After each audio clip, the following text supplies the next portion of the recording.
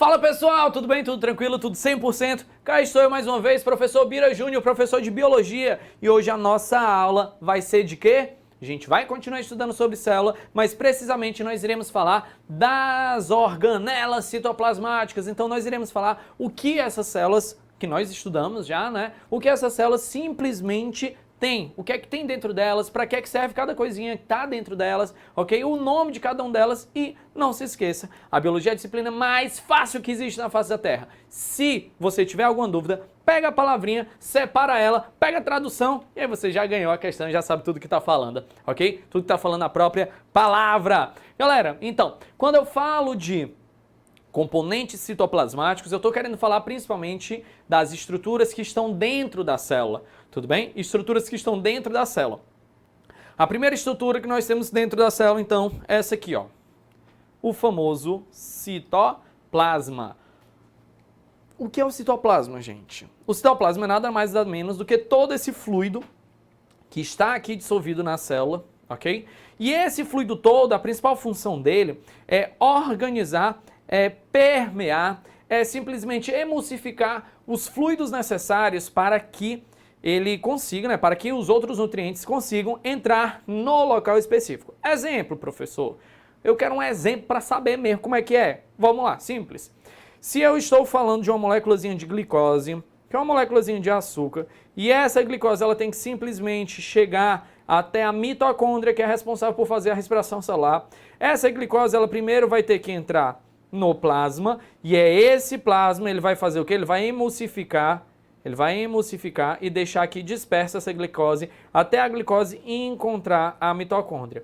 O plasma não direciona nenhuma molécula, mas deixa a molécula toda numa sopa, que aí essa sopa toda acaba fazendo com que sejam movimentadas as moléculas graças a determinados estímulos eletroquímicos que tem de cada um dos nutrientes, tem cada uma dessas estruturas todas, tá bom? Então, citoplasma, vamos lá, separar a palavrinha de novo. Cito é de célula, plasma é uma determinada forma, um determinado estado físico da matéria que está aí entre o líquido e o sólido. Então é uma pasta, né? É um líquido, só que é um líquido um pouquinho mais gelatinoso, tranquilo? Então bora lá. Quando eu falo de citoplasma, eu sei basicamente que envolve justamente essas estruturas, não é isso? Eu sei que envolve justamente esses tipos de fluidos. Só que, além do citoplasma, a minha célula também tem o quê? Adivinha? E essa que eu vou falar para vocês é a dica já, porque é uma das coisas mais importantes que nós temos na célula, tudo bem? É graças a essa estrutura que quando eu leio essa estrutura simplesmente, eu consigo produzir as proteínas, as moléculas necessárias para que a gente tenha uma determinada estrutura. Exemplo, existem pessoas com os olhos claros, existem pessoas com olhos escuros, existem pessoas com cabelo louro, ruivo, preto, enfim. Todas essas estruturas só são sintetizadas graças às informações que estão dentro dessa organela. Que organela é essa? Bora lá. A organela que existe é justamente o núcleo. O núcleo é o que vai concentrar, parte da informação genética toda. Então, é no núcleo que eu vou ter simplesmente o material genético, que o material genético é constituído de DNA ou RNA, dependendo do ser vivo que eu esteja falando. Se eu estou falando de seres eucariontes, estudamos já o que são procariontes e eucariontes. Se eu estou falando de seres eucariontes, então o que está dentro dessa célula é sim DNA, ok? Mas eu também tenho, junto com esse DNA, algumas moléculas de RNA, sendo que essas moléculas de RNA servem basicamente para fazer uma mensagem.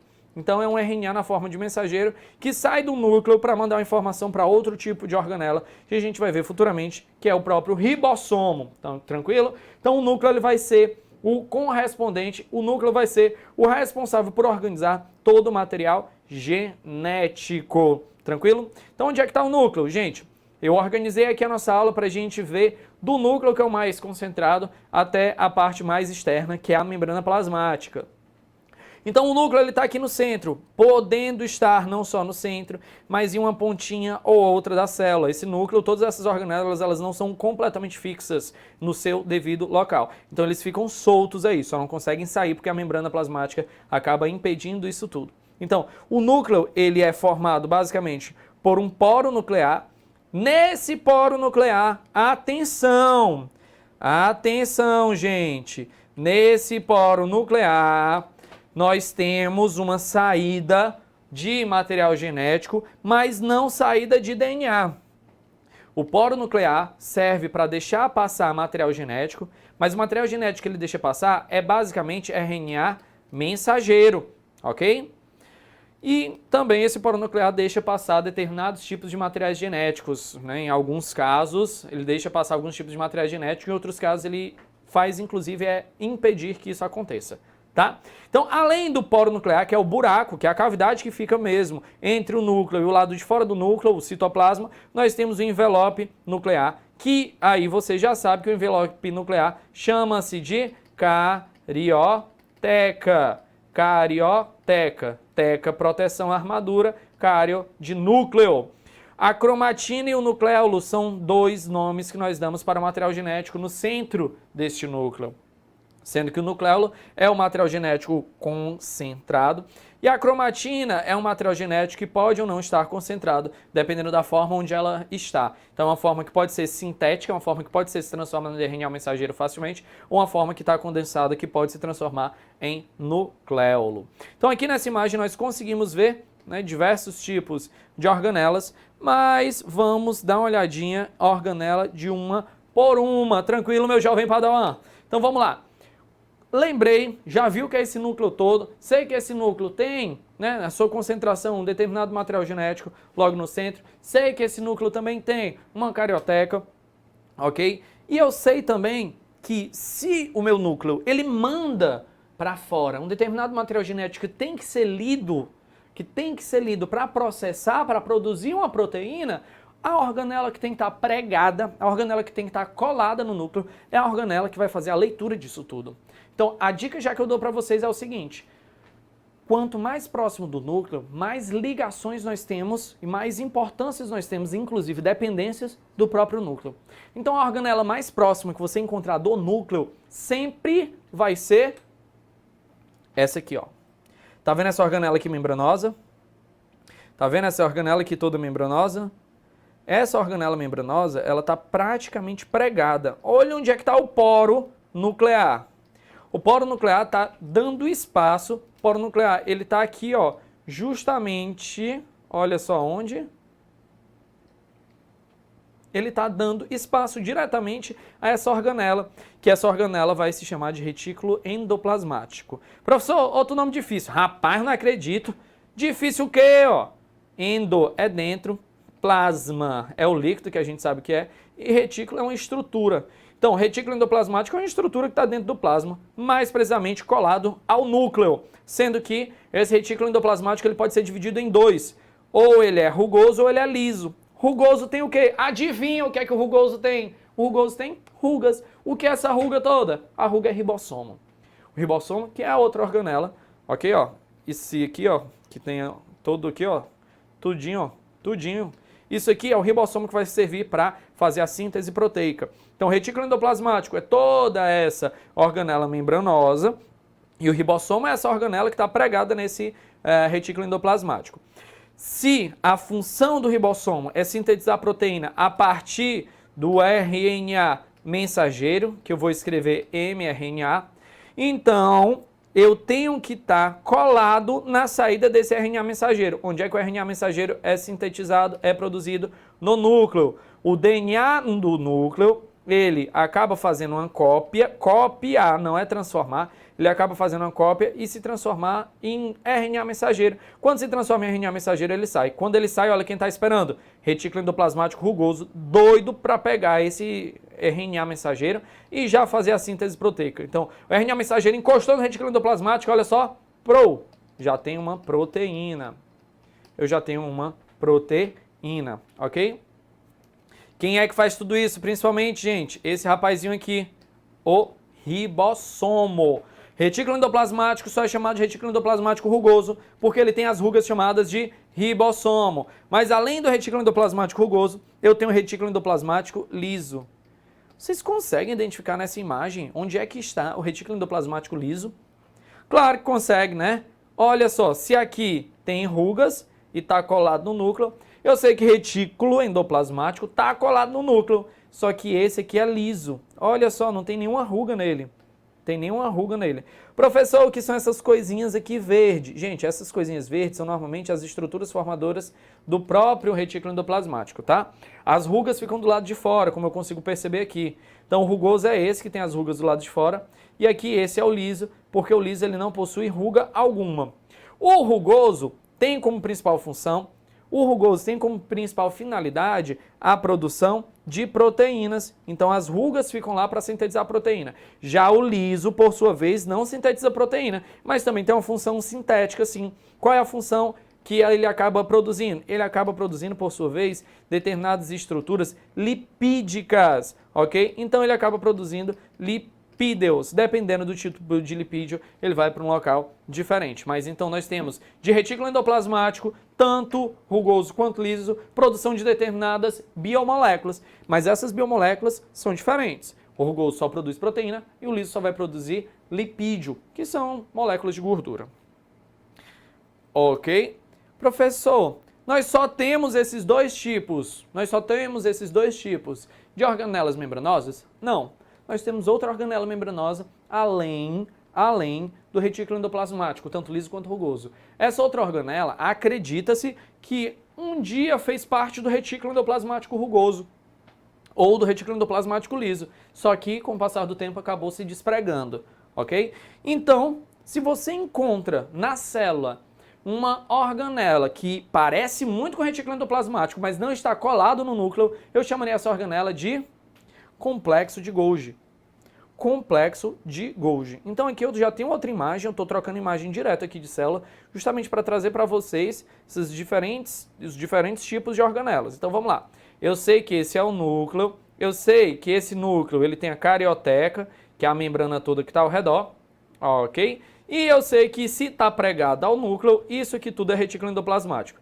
Tá percebendo que aí o retículo endoplasmático ele é membranoso, ó? Ele tem tipo umas coisinhas assim, ó. Pronto, se ele é membranoso, eu agora vou procurar o complexo de Golgi, que é uma estrutura também membranosa, só que não está pregada no retículo endoplasmático. É uma estrutura membranosa que está simplesmente distante, está despregada. E olha, já achei. Não é membranoso isso aí? É. Está pregado? Não. Então eu chamo de complexo de Golgi. Professor, para que serve um complexo de Golgi? Gente, deixa eu contar para vocês.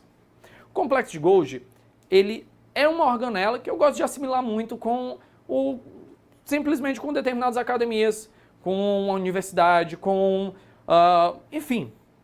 Ele prepara você para alguma coisa no futuro. Tipo, a gente. Você não está se preparando agora, nesse exato momento, para tentar esse concurso? Então, você simplesmente está no complexo de Golgi. Alfa com complexo de Golgi. Olha só, prepara o aluno para fazer alguma coisa. No caso, para testar um concurso. Não é isso? Então, o complexo de Golgi ele vai pegar proteínas, ele vai pegar lipídios, e quando ele pega tanta proteína quanto também pega o lipídio, ele acaba transformando essas unidades que, primeiramente, ainda estão brutas, não estão lapidadas, e quando eles pegam, ele simplesmente transforma em uma determinada molécula que vai ter uma função específica e ainda direciona para um local específico. Exemplo, a minha membrana plasmática ela é feita de fosfolipídio. Então tem parte do lipídio que foi produzido lá no retículo endoplasmático liso. Só que quando o complexo de Golgi, ele pega o lipídio vindo do retículo endoplasmático liso, ele pega o lipídio, começa a secretar, transformar, lapidar e manda o lipídio numa formação diferente e já direciona esse lipídio para o local específico. Ok? Então, nem o retículo endoplasmático rugoso, nem o retículo endoplasmático liso conseguem fazer isso. Eles simplesmente produzem, mas não conseguem direcionar nem preparar exatamente para o local onde tem que ir. Professor, me dá outro exemplo. Você saliva, você produz alguns tipos de hormônios? Sim. Quem é que faz essa secreção toda? É o complexo de Golgi. O ato de salivar é uma produção de uma glândula, que essa glândula produz dentro das suas células várias substâncias, mas a organela responsável por mandar a substância para fora e ainda dizer para onde é que tem que ir, né, a partir de estímulos eletroquímicos, é o famoso complexo de Golgi. Tranquilo? Ótimo. Já sei onde é que está esse complexo de Golgi. Já sei que esse complexo de Golgi ele é membranoso. Parece muito com os retículos em geral. E aproveitando já essa imagem, eu tenho outras organelas. Que organelas são essas? Esse aqui, ó. Isso aqui diferencia já de longe uma célula animal de uma célula vegetal. Isso aqui é um centríolo. Centríolo. É uma organela que não é membranosa. Opa! Membranoso, retículo endoplasmático liso, complexo de Golgi, retículo endoplasmático rugoso, todos são membranosos. Centríolo não. Centríolo não é membranoso e ele é o responsável por fazer toda a arquitetura da célula. Então, se sua célula ela é toda esticadinha, se sua célula ela é cúbica, se tua célula ela simplesmente tem uma forma diferente, essa forma diferente só existe graças a esta organela chamada de centríolo, ok? Já a gente vê um pouco mais sobre ela.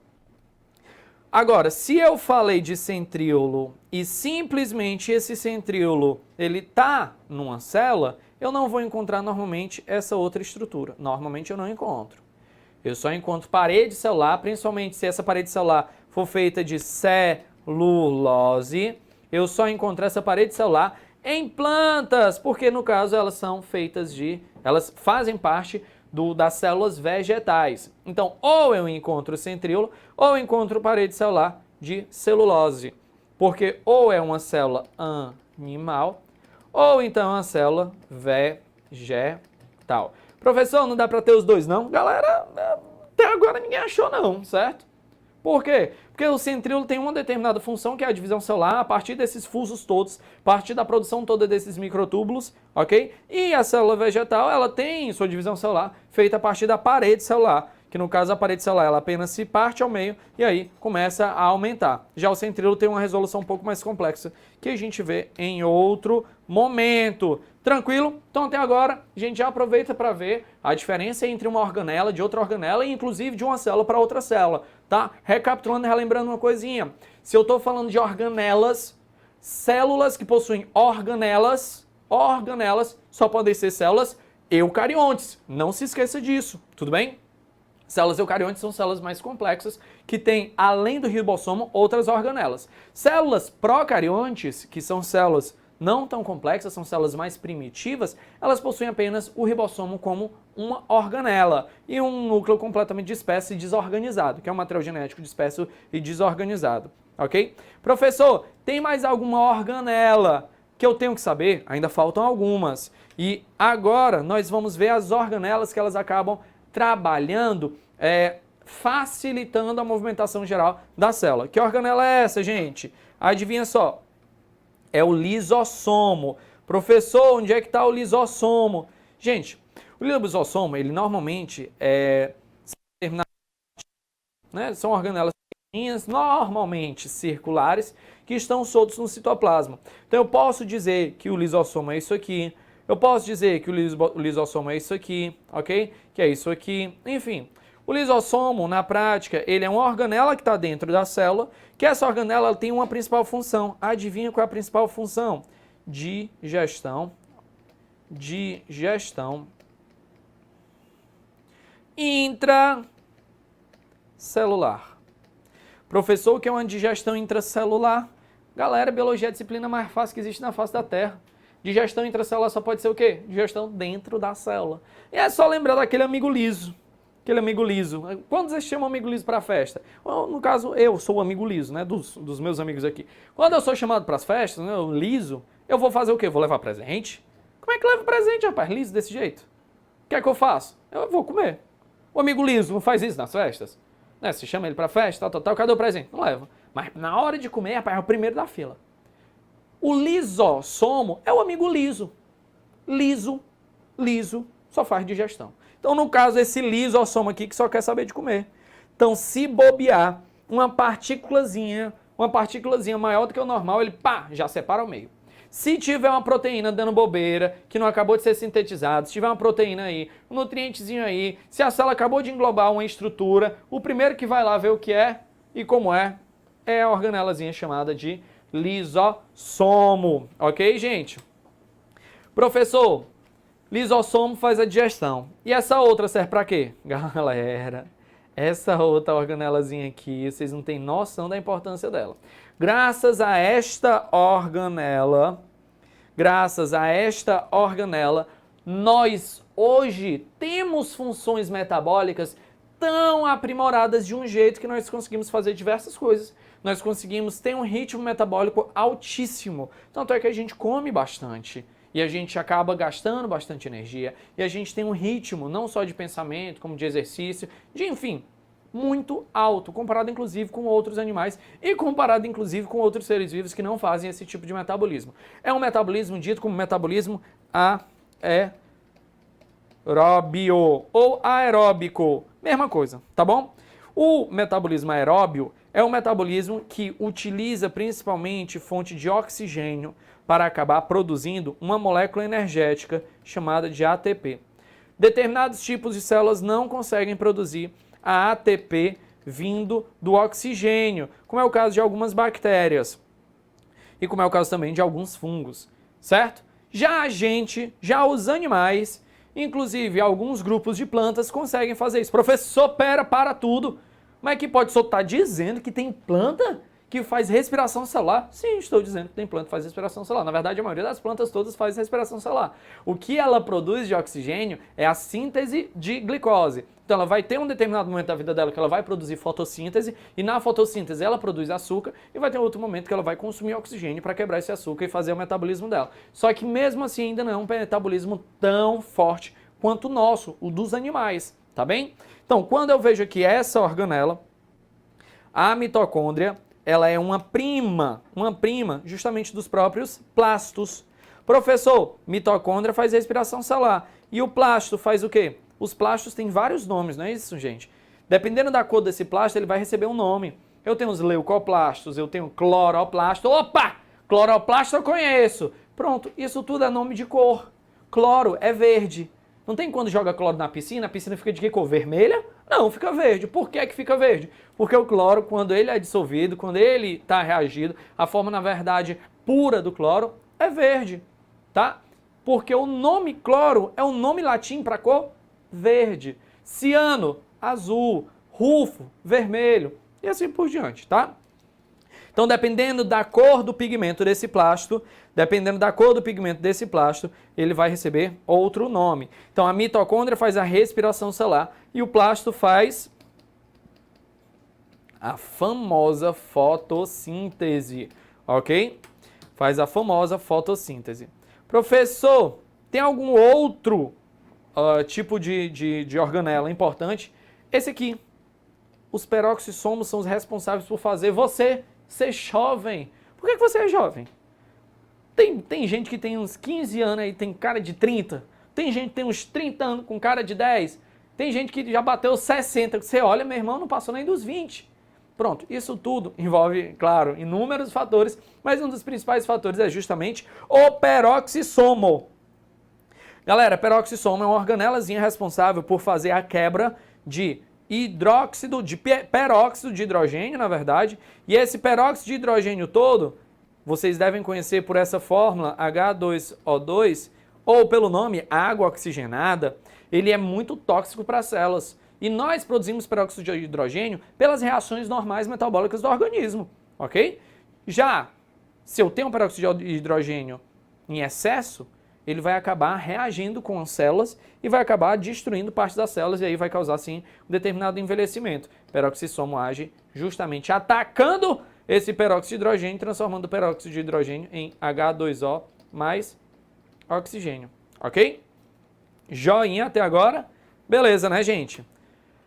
Aqui, então, mais um nomezinho para a gente ver com calma para que é que serve essa mitocôndria. A mitocôndria ela é responsável pela respiração celular. E na respiração celular eu vou ter 3 fases. Eu vou ter a glicólise. Glicólise, lise é de quebra. Lise de quebra, né? Como se fosse de digestão, igual lisossomo. E glico é de glicose mesmo. Segunda etapa dessa respiração, ela envolve o ciclo de Krebs e a cadeia transportadora de elétrons, que é a terceira etapa. Lembrando o seguinte, essas duas etapas aqui acontecem dentro da mitocôndria e essa etapa aqui acontece fora da mitocôndria. E a gente chama então de ex-mitocôndria e in-mitocôndria, ok? Aqui essa minha mitocôndria é outra organela assim, que ela tem uma unidade membranosa, certo? E ela tem várias membranas. E inclusive, além de membrana, ela tem material genético próprio. Então, atenção, olha a outra bombinha aqui, ó. Olha a outra bombinha aqui. A mitocôndria é uma das únicas organelas que tem material genético próprio. Então, tudo indica, em uma das formas que nós temos de teorias evolutivas, que a mitocôndria seja uma célula à parte que foi englobada e acabou fazendo simbiose. Mas isso a gente conversa em outro momento, ok? Então, ela tem material genético próprio e é bem aqui nessas subunidades que eu vou ter o ciclo de Krebs e a cadeia transportadora de elétrons, cada um fazendo uma determinada função, principalmente pegando oxigênio mais glicose, que é um tipo de açúcar, ok? E transformando isso tudo em ATP, ok? Transformando isso tudo em ATP e em gás carbônico. Além da mitocôndria, nós temos o peroxissomo, né, que eu já falei em outro momento, serve basicamente para a transformação de peróxido de hidrogênio em água e oxigênio. Ele serve principalmente para degradar substâncias tóxicas para o organismo, ok? E esse aqui é o meu peróxido de hidrogênio, é a outra organelazinha. E para finalizar a aula de hoje, nós temos os famosos vacúolos. Professor, famoso vacúolo, para que serve esse vacúolo? Dependendo do tipo de vacúolo, ele vai ter uma função específica. Ou o vacúolo ele vai auxiliar na digestão junto com os lisossomos, ok? Então, se eu tenho aqui um lisossomo que ele vai servir basicamente para fazer a digestão, eu posso ter um vacúolo, que esse vacúolo vai agir também como uma digestão, certo? Só que o vacúolo ele é muito maior, ele deixa a substância por mais tempo, ele não vai atacar, ele espera normalmente a substância entrar nele. E normalmente, quem possui vacúolo, quem possui a maior quantidade de vacúolo, são as próprias células vegetais, tá bem? Tem o vacúolo de digestão, o de equilíbrio, que é aquele que serve para equilibrar o material osmótico. Se tem líquido demais, manda para fora. Se tem líquido de menos, puxa para fora ou puxa para dentro, certo? E eu tenho também os vacúolos exclusivos vegetais, que eles são vacúolos de sulcos, tá? Vacúolos que eles servem para armazenar água para quando a planta precisar de água se ela tiver um momento de estresse. Exemplo, faltou água e aí não está chovendo. Ou então é uma planta que está em cima de uma árvore, no caso das orquídeas, ou então até mesmo as bromélias. Como é que essa planta continua viva? De onde é que está vindo a água no meio dessa história toda? A água está justamente dentro desses sulcos, justamente dentro desses vacúolos. Ok, gente? Então, não deixe de estudar sobre célula, é um conteúdo importantíssimo e se ficou com dúvida, galera, não deixe de separar essa célula, não deixe de separar esse nome, porque é na junção dos nomes do latim que a gente tem um determinado termo científico, um determinado termo biológico. Então, se você quer saber o significado desse tal termo biológico, pega a palavra, separa e se for do latim, acaba traduzindo, se não for, tá no português mesmo que é certeza. Valeu, galera! Até a próxima aula!